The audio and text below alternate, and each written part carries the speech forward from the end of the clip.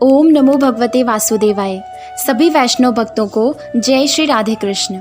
त्रयोदशो अध्याय विदुर जी के उपदेश से धृतराष्ट्र और गांधारी का वन में जाना। सूत जी कहते हैं, विदुर जी तीर्थ यात्रा में महर्षि मैत्रेय से आत्मा का ज्ञान प्राप्त करके हस्तिनापुर लौट आए। उन्हें जो कुछ जानने की इच्छा थी वह पूर्ण हो गई थी। विदुर जी ने मैत्रेय ऋषि से जितने प्रश्न किए थे उनका उत्तर सुनने के पहले ही श्री कृष्ण में अनन्य भक्ति हो जाने के कारण वे उत्तर सुनने से उपराम हो गए। शौनक जी अपने चाचा विदुर जी को आया देख धर्मराज युधिष्ठिर, उनके चारों भाई धृतराष्ट्र, युयोत्सु, संजय, कृपाचार्य, कुंती, गांधारी, द्रौपदी, सुभद्रा, उत्तरा, कृपि तथा पांडव परिवार के अन्य सभी नर नारी और अपने पुत्रों सहित दूसरी स्त्रियां सबके सब बड़ी प्रसन्नता से मानो मृत शरीर में प्राण आ गया हो ऐसा अनुभव करते हुए उनकी अगवानी के लिए सामने गए। यथा योग्य आलिंगन और प्रणाम आदि द्वारा सब उनसे मिले और विरह जनित उत्कंठा से कातर होकर सबने प्रेम के आंसू बहाए। युधिष्ठिर ने आसन पर बैठाकर उनका यथोचित सत्कार किया। जब वे भोजन एवं विश्राम करके सुखपूर्वक आसन पर बैठे थे तब युधिष्ठिर ने विनय से झुककर सबके सामने ही उनसे कहा। युधिष्ठिर ने कहा, चाचा जी, जैसे पक्षी अपने अंडों को पंखों की छाया के नीचे रखकर उन्हें सेते और बढ़ाते हैं, वैसे ही आपने अत्यंत वात्सल्य से अपने कर कमलों की छत्र छाया में हम लोगों को पाला पोसा है। बार बार आपने हमें और हमारी माता को विषदान और लाक्षागृह के दाह आदि विपत्तियों से बचाया है।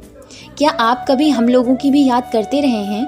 आपने पृथ्वी पर विचरण करते समय किस वृत्ति से जीवन निर्वाह किया? आपने पृथ्वी तल पर किन किन तीर्थों और मुख्य क्षेत्रों का सेवन किया?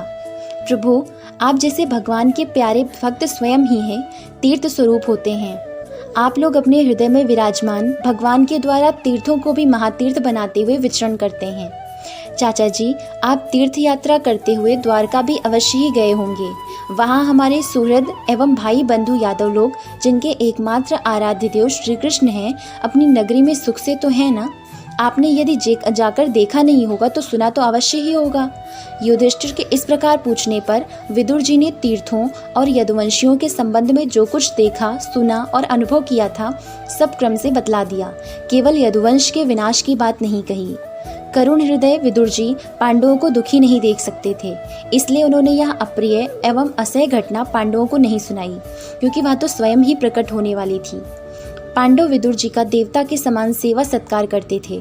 वे कुछ दिनों तक अपने बड़े भाई धृतराष्ट्र की कल्याण कामना से सब लोगों को प्रसन्न करते हुए सुखपूर्वक हस्तिनापुर में ही रहे।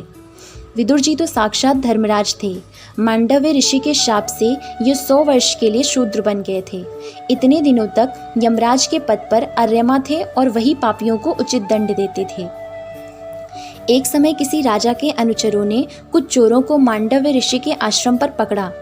उन्हें समझा कि ऋषि भी चोरों में शामिल होंगे, अतः वे भी पकड़ लिए गए और राजाज्ञा से सबके साथ उनको भी शूली पर चढ़ा दिया गया। राजा को यह पता लगते ही कि ये महात्मा हैं, ऋषि को शूली से उतरवा दिया और हाथ जोड़कर उनसे अपना अपराध क्षमा कराया। मांडव्य जी ने यमराज के पास जाकर पूछा, मुझे किस पाप के फलस्वरूप यह दंड मिला? यमराज ने बताया कि आपने लड़कपन में एक टिड्डी को कुश की नोक से छेद दिया था, इसीलिए ऐसा हुआ।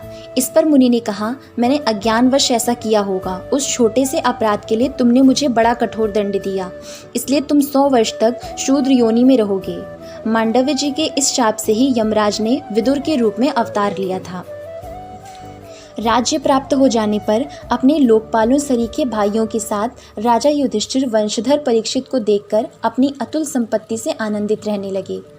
इस प्रकार पांडव गृहस्थ के काम धंधों में रम गए और उन्हीं के पीछे एक प्रकार से यह बात भूल गए कि अनजान में ही हमारा जीवन मृत्यु की ओर जा रहा है। अब देखते देखते उनके सामने वह समय आ पहुंचा जिसे कोई टाल नहीं सकता। परंतु विदुर जी ने काल की गति जानकर अपने बड़े भाई धृतराष्ट्र से कहा, महाराज देखिए, अब बड़ा भयंकर समय आ गया है, झटपट यहाँ से निकल चलिए। हम सब लोगों के सिर पर वह सर्वसमर्थ काल मंडराने लगा है, जिसके टालने का कहीं भी कोई उपाय नहीं है। काल के वशीभूत होकर जीव का अपने प्रियतम प्राणों से भी बात की बात में वियोग हो जाता है। फिर धन, जन आदि दूसरी वस्तुओं की तो बात ही क्या है। आपके चाचा, ताऊ, भाई, सगे संबंधी और पुत्र सभी मारे गए। आपकी उम्र भी ढल चुकी, शरीर बुढ़ापे का शिकार हो गया, आप पराये घर में पड़े हुए हैं। ओह, इस प्राणी को जीवित रहने की कितनी प्रबल इच्छा होती है। इसी के कारण तो आप भीम का दिया हुआ टुकड़ा खाकर कुत्ते का सा जीवन बिता रहे हैं। जिनको आपने आग में जलाने की चेष्टा की, विष देकर मार डालना चाहा, भरी सभा में जिनकी विवाहिता पत्नी को अपमानित किया, जिनकी भूमि और धन छीन लिए, उन्हीं के अन्न से पले हुए प्राणों को रखने में क्या गौरव है। आपके अज्ञान की हद हो गई कि अब आप जीना चाहते हैं, परंतु आपके चाहने से क्या होगा। पुराने वस्त्र की तरह बुढ़ापे से गला हुआ आपका शरीर आपके न चाहने पर भी क्षीण हुआ जा रहा है। अब इस शरीर से आपको कोई स्वार्थ साधने वाला नहीं है। इसमें फंसिए मत, इसकी ममता का बंधन काट डालिए। जो संसार के संबंधियों से अलग रहकर उनके अनजान में अपने शरीर का त्याग करता है, वही धीर कहा गया है। चाहे अपनी समझ से हो या दूसरे के समझाने से। जो इस संसार को दुख रूप समझकर इससे विरक्त हो जाता है और अपने अंतःकरण को वश में करके हृदय में भगवान को धारण करके संन्यास के लिए घर से निकल पड़ता है, वही उत्तम मनुष्य है। इसके आगे जो समय आने वाला है वह प्रायः मनुष्यों के गुणों को घटाने वाला होगा। इसलिए आप अपने कुटुंबियों से छिपकर उत्तराखंड में चले जाइए। जब छोटे भाई विदुर ने अंधे राजा धृतराष्ट्र को इस प्रकार समझाया, तब उनकी प्रज्ञा के नेत्र खुल गए। वे भाई बंधुओं के सुदृढ़ स्नेह पाशों को काटकर अपने छोटे भाई विदुर के दिखलाए हुए मार्ग से निकल पड़े। जब परम पतिव्रता सुबल नंदिनी गांधारी ने देखा कि मेरे पतिदेव तो उस हिमालय की यात्रा कर रहे हैं जो सन्यासियों को वैसा ही सुख देता है जैसा वीर पुरुषों को लड़ाई के मैदान में अपने शत्रु के द्वारा हुए न्यायोचित प्रहार से होता है, तब वे भी उनके पीछे पीछे चल पड़ी। अजात शत्रु युधिष्ठिर ने प्रातःकाल संध्या वंदन किया तथा अग्निहोत्र करके ब्राह्मणों को नमस्कार किया और उन्हें तिल, गौ, भूमि और सुवर्ण का दान दिया। इसके बाद जब वे गुरुजनों की चरण वंदना के लिए राजमहल गए, तब उन्हें धृतराष्ट्र, विदुर तथा गांधारी के दर्शन नहीं हुए। युधिष्ठिर ने उद्विग्न चित्त होकर वहीं बैठे हुए संजय से पूछा, संजय, मेरे वे वृद्ध और नेत्रहीन पिता धृतराष्ट्र कहाँ हैं? पुत्र शोक से पीड़ित दुखिया माता गांधारी और मेरे परम हितैषी चाचा विदुर जी कहाँ चले गए? ताऊजी अपने पुत्रों और बंधु बांधवों के मारे जाने से दुखी थे। मैं बड़ा मंद बुद्धि हूँ, कहीं मुझसे किसी अपराध की आशंका करके वे माता गांधारी सहित गंगा जी में तो नहीं कूद पड़े? जब हमारे पिता पांडु की मृत्यु हो गई थी और हम लोग नन्हे नन्हे बच्चे थे, तब इन्हीं दोनों चाचाओं ने बड़े बड़े दुखों से हमें बचाया था। वे हम पर बड़ा ही प्रेम रखते थे। वे यहाँ से कहाँ चले गए? सूत जी कहते हैं, संजय अपने स्वामी धृतराष्ट्र को न पाकर कृपा और स्नेह की विकलता से अत्यंत पीड़ित और विरह आतुर हो रहे थे। वे युधिष्ठिर को कुछ उत्तर ना दे सके। फिर धीरे धीरे बुद्धि के द्वारा उन्होंने अपने चित्त को स्थिर किया, हाथों से आंखों के आंसू पोंछे और अपने स्वामी धृतराष्ट्र के चरणों का स्मरण करते हुए युधिष्ठिर से कहा। संजय बोले, कुलनंदन, मुझे आपके दोनों चाचा और गांधारी के संकल्प का कुछ भी पता नहीं है। महाभाव, मुझे तो उन महात्माओं ने ठग लिया। संजय इस प्रकार कह ही रहे थे कि तुम्बुरों के साथ देवर्षि नारद जी वहां आ पहुंचे। महाराज युधिष्ठिर ने भाइयों सहित उठकर उन्हें प्रणाम किया और उनका सम्मान करते हुए बोले। युधिष्ठिर ने कहा, भगवान, मुझे अपने दोनों चाचाओं का पता नहीं लग रहा है। न जाने वे दोनों और पुत्र शोक से व्याकुल तपस्विनी माता गांधारी यहाँ से कहाँ चले गए। भगवान, अपार समुद्र में कर्णधार के समान आप ही हमारे पारदर्शक हैं।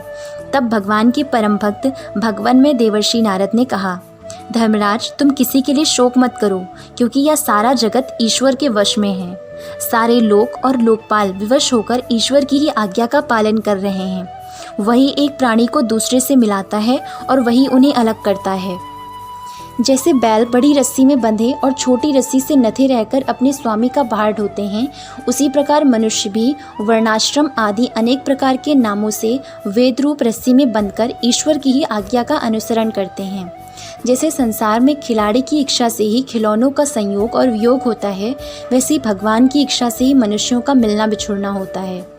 तुम लोगों को जीव रूप से नित्य मानो या देह रूप से अनित्य, अथवा जड़ रूप से अनित्य और चेतन रूप से नित्य, अथवा शुद्ध ब्रह्म रूप में नित्य अनित्य कुछ भी न मानो।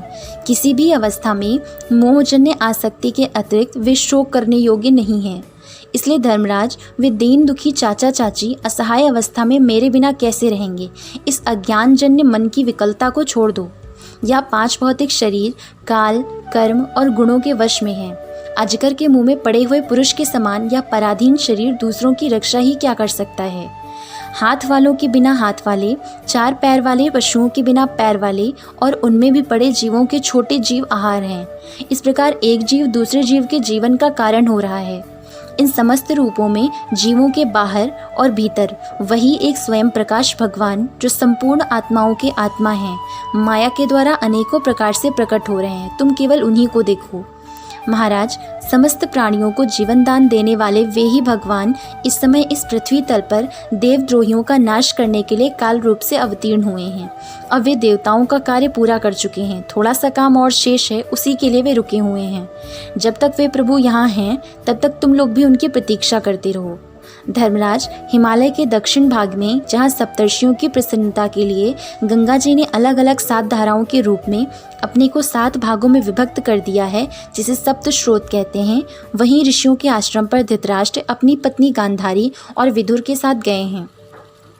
वहाँ वे त्रिकाल स्नान और विधि पूर्वक अग्निहोत्र करते हैं। अब उनके चित्त में किसी प्रकार की कामना नहीं है। वे केवल जल पीकर शांत चित्त से निवास करते हैं।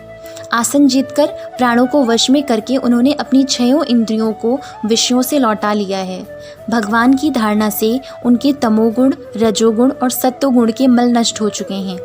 उन्होंने अहंकार को बुद्धि के साथ जोड़कर उसे क्षेत्रज्ञ आत्मा में लीन करके उसे भी महाकाश में घटाकाश के समान सर्वाधिष्ठान ब्रह्म में एक कर दिया है। उन्होंने अपनी समस्त इंद्रियों और मन को रोककर समस्त विषयों को बाहर से ही लौटा दिया है और माया के गुणों से होने वाले परिणामों को सर्वथा मिटा दिया है। समस्त कर्मों का संन्यास करके वे इस समय ठूंठ की तरह स्थिर होकर बैठे हुए हैं। अतः तुम उनके मार्ग में विघ्न रूप मत बनना। देवर्षि नारद जी त्रिकालदर्शी हैं। वे धृतराष्ट्र के भविष्य जीवन को वर्तमान की भांति प्रत्यक्ष देखते हुए उसी रूप में वर्णन कर रहे हैं। धृतराष्ट्र पिछली रात को ही हस्तिनापुर से गए हैं, अतः यह वर्णन भविष्य का ही समझना चाहिए। धर्मराज, आज से 5वें दिन वे अपने शरीर का परित्याग कर देंगे और वह जलकर भस्म हो जाएगा। गार्हपत्यादि अग्नियों के द्वारा पर्णकुटी के साथ अपने पति के मृत देह को जलते देखकर बाहर खड़ी हुई साध्वी गांधारी भी पति का अनुगमन करती हुई उसी आग में प्रवेश कर जाएंगी। धर्मराज, विदुर जी अपने भाई का आश्चर्य में मोक्ष देखकर हर्षित और वियोग देखकर दुखित होते हुए वहां से तीर्थ सेवन के लिए चले जाएंगे। देवर्षि नारद यूं कहकर तुम्बुरु के साथ स्वर्ग को चले गए। धर्मराज युधिष्ठिर ने उनके उपदेशों को हृदय में धारण करके शोक को त्याग दिया। ओम नमो भगवते वासुदेवाय। जय Shri Radhe Krishna. Like and subscribe the Kanha's Introvert Yogini and stay tuned for the next videos. Jai Shri Radhe Krishna.